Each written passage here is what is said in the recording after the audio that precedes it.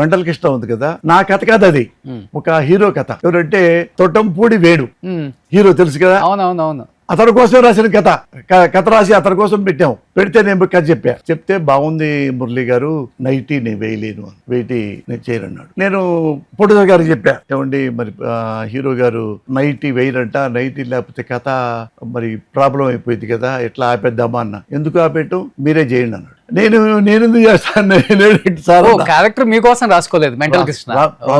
Okay. రాసిన తర్వాత తొట్టంపూడి వేణుకి, ఎందుకంటే వేణు మంచి హైట్ ఉంటాడు, వాకింగ్ స్టైల్ బాగుంటది, అలాంటి ఈ నైటీ వేస్తే అంత లాంగ్ లో చాలా బాగుంటాడు అని అనుకున్నాం.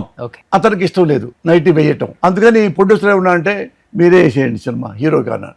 అయ్యో హీరోగా నేనేం వేస్తాను సార్ అంటే, సార్ నేను బిజినెస్ కోసం రాలే, ఓన్గా నేనే రిలీజ్ చేస్తా, పోతే పానివ్వండి అంటే. అది ఫస్ట్ మార్నింగ్ షోకే మా డబ్బులు వచ్చేసినాయి. 30 సెంటర్లో 50 రోజులు అడింది.